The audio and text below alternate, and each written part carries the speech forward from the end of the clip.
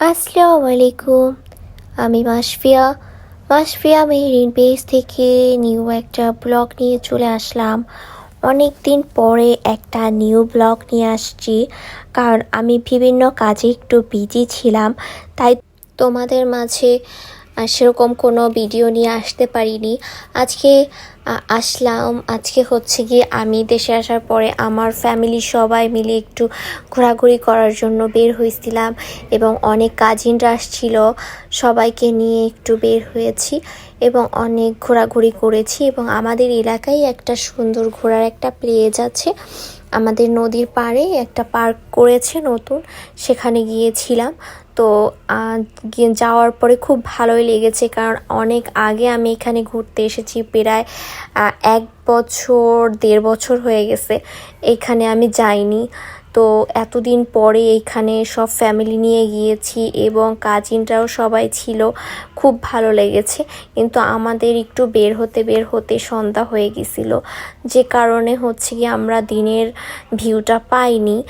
আমরা লেট করে বের হয়েছি, এই জন্য হচ্ছে গিয়ে আমাদের যাইতে যাইতে সন্ধ্যা হয়ে যায়।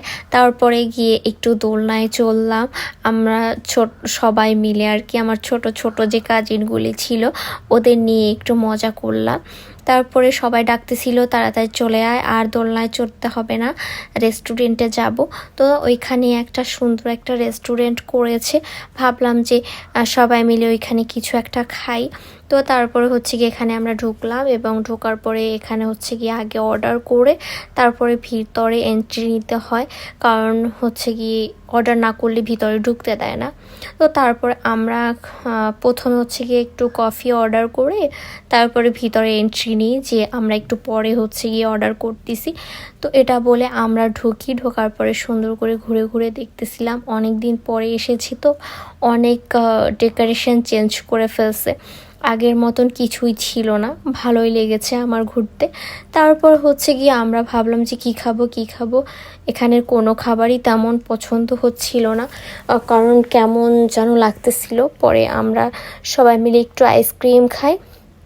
আর তারপর হচ্ছে গিয়ে ভাবলাম যে যেহেতু এখানের কোনো খাবারই ভালো লাগতেছে না, তাহলে এখানে আর বসে থেকে লাভ নেই, কারণ আমরা তো হচ্ছে গিয়ে যা দেখার তা দেখেই ফেলছি, তাহলে আমরা বের হয়ে যাই।